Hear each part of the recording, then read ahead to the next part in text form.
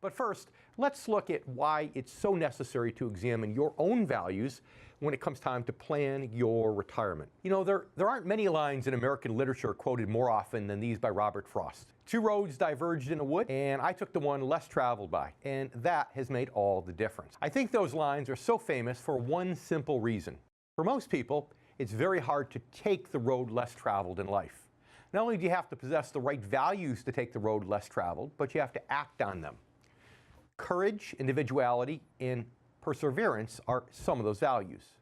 Proclaiming those values may be easy, but living by them can be much more difficult. In fact, making good financial decisions very often means recognizing when it's time to take the road less traveled and having the ability and courage to actually do it.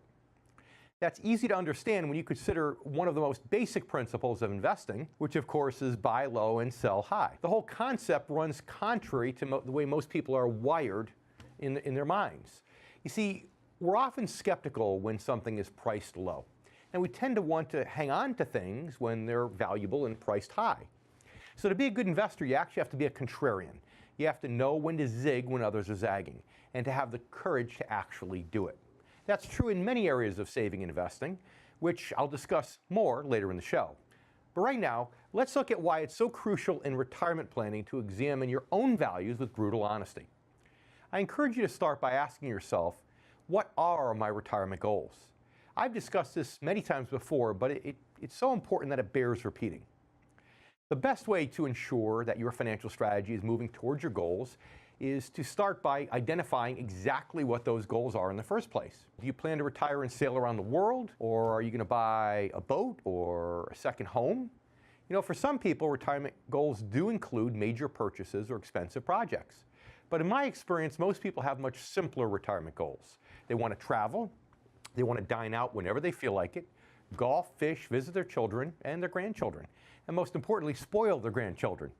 Those things do take money, of course, probably as much as any house or yacht over the course of the long run.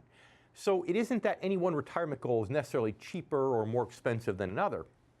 But the difference between a lifestyle goal and a major purchase goal comes down to how you're going to pay for that goal. When you bought your first new car, for example, did you pay in full or did you pay it out of your weekly income? Did you draw cash from a savings account that covered the full amount, or did you finance it? For a few people, the answer might be cash savings. But for most, the answer is probably that you finance it. The same goes true, of course, for your home and most major purchases. Those usually aren't the kinds of things we purchase from our regular income stream. They tend to require lump sum amounts or payment plans separate from your income.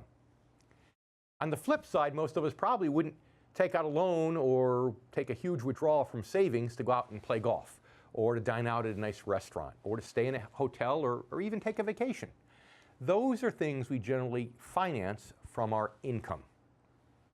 And this is why I always pose the question, if your retirement goals include mainly things that you want to finance through your income, through your cash flow, then doesn't it make sense to gear your investment strategy toward generating income? I think you already know my answer for what I believe. After all, this show isn't called The Income Generation by accident.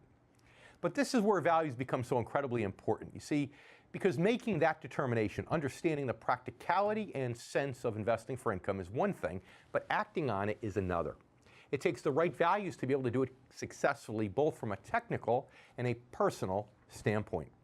It takes values that not only help you identify when it's time to take the road less traveled, but again, the courage to act upon that knowledge once you see it.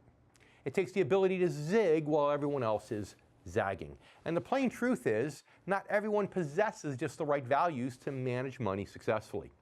That includes even people who do it professionally.